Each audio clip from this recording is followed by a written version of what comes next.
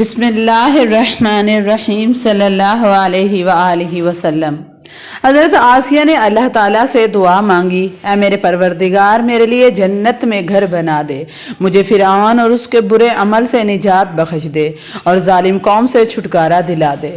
حضرت نوح علیہ السلام کے پوتے مصرام بن حام جس علاقے میں آباد ہوئے اس کا نام مصر پڑ گیا۔ یہاں قبطی قوم پروان چڑھی اور فرعونوں کی حکمرانی ہو گئی۔ پھر جب حضرت یوسف علیہ السلام مصر کے حاکم بنے تو ان کے والد حضرت یعقوب علیہ السلام اپنے باقی بیٹوں سمیت مصر منتقل ہو گئے اور گوشن کے علاقے میں آباد ہوئے۔ انہیں بنی اسرائیل کے نام سے پکارا جاتا ہے۔ فرعون کو نجومیوں نے بتایا تھا کہ بنی اسرائیل میں اللہ کا ایک نبی پیدا ہوگا جو تمہارے اقتدار کا خاتمہ کرے گا اور اسی کے ہاتھوں تمہیں موت آئے گی۔ فرعون نے اس خطرے سے بچنے کی پیش بندی یوں کی کہ بنی اسرائیل کو غلام بنا لیا اور ان سے گھسیٹا، گھٹیا اور ادنا کام کراتا، ان کے ہاں پیدا ہونے والے لڑکوں کو قتل کرا دیتا اور لڑکیوں کو زندہ رہنے دیتا۔ سورۃ بقرہ میں اللہ تعالیٰ نے ارشاد فرماتے ہیں، اسے معلوم نہ تھا کہ اللہ نے فیصلہ کر لیا ہے کہ کمزوروں پر احسان کر کے اقتدار ان کے حوالے کرے، چنانچہ فرعون کو انجام تک پہنچانے والا بچہ بنی اسرائیل کے ہاں پیدا ہو کر رہا۔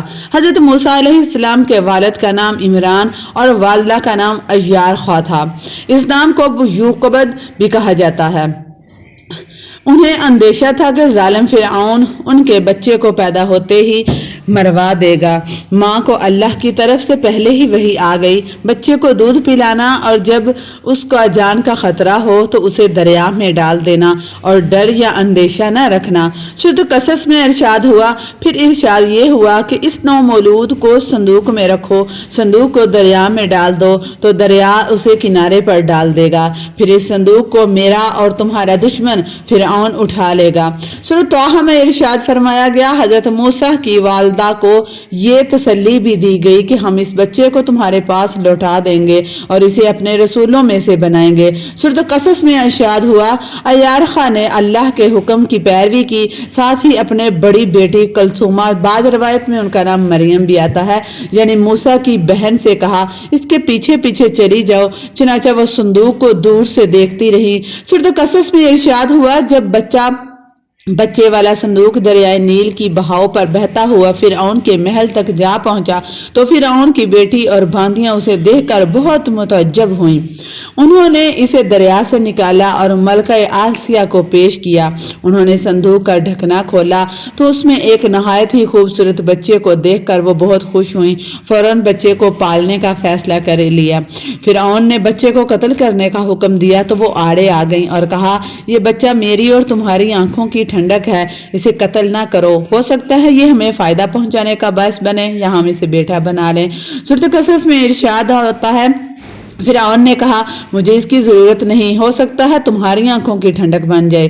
اس طرح موسیٰ علیہ السلام کی جان بچ گئی۔ یہ خدائی اتفاق تھا کہ ملکہ آسیہ بنت مزاحم کا تعلق بھی بنی اسرائیل سے تھا، وہ دور کے رشتے میں حضرت موسیٰ علیہ السلام کی پھوپھی بھی لگتی تھی۔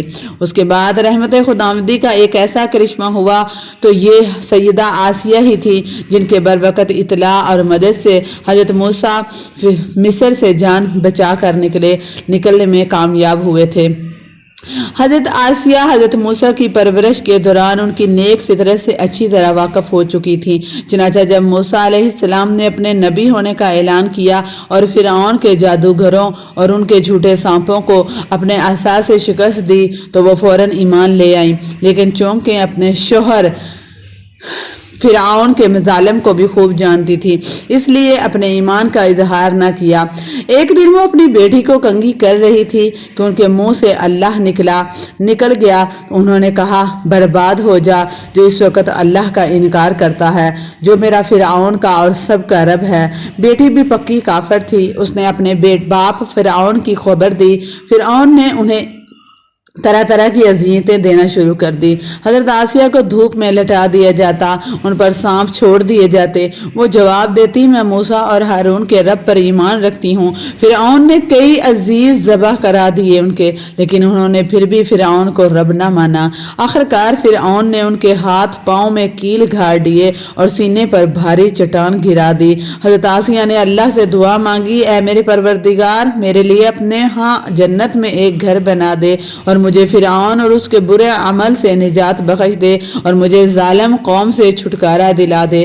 سورۃ تحریم میں روایت میں آیا ہے کہ حضرت موسیٰ یہ دل سوز منظر دیکھ رہے تھے کہ انہوں نے بھی دعا مانگی، اے اللہ رنج و درد آسیہ سے اٹھا لے۔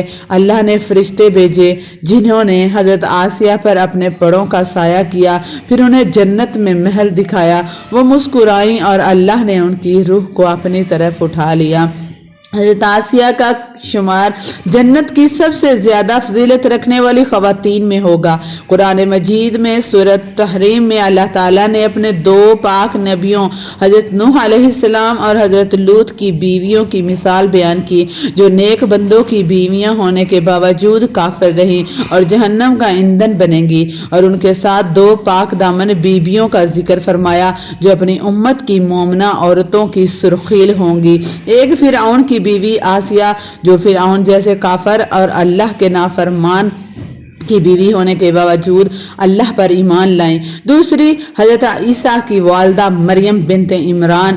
جب حضرت موسیٰ علیہ السلام ایک طویل جدوجہد کے بعد غالب آئے تو رمیسیس ثانی انتقال کر چکا تھا اور اس کا بیٹا منفتح ثانی فرعون بن چکا تھا، اور وہی اپنے لشکر سمیت دریائے نیل میں غرق ہوا۔ اللہ کے حکم سے نومولود نے کسی بھی دائیا کا دودھ پینے سے انکار کر دیا۔ ہم نے موسیٰ پر دائیوں کا دودھ حرام کر دیا۔ سورۃ قصص میں ارشاد ہے، محل والوں نے ایسی عورتوں کی تلاش شروع کر دی جس کا دودھ اس بچے کو موافق آ جائے۔ تب موسیٰ علیہ السلام کی بہن سامنے آ گئی اور کہا کہ میں تمہیں ایسا اہل خانے کی خبر نہ دوں جو تمہارے لیے اس بچے کو پالیں۔ تو سورۃ قصص میں ارشاد ہوا، عیار خواب آئیں اور موسیٰ علیہ السلام لپک کر ان کی طرف چپک گئے۔ اس طرح اللہ کے حکم سے وہ اپنے ہی بچے موسیٰ علیہ السلام کی دایا بن گئی۔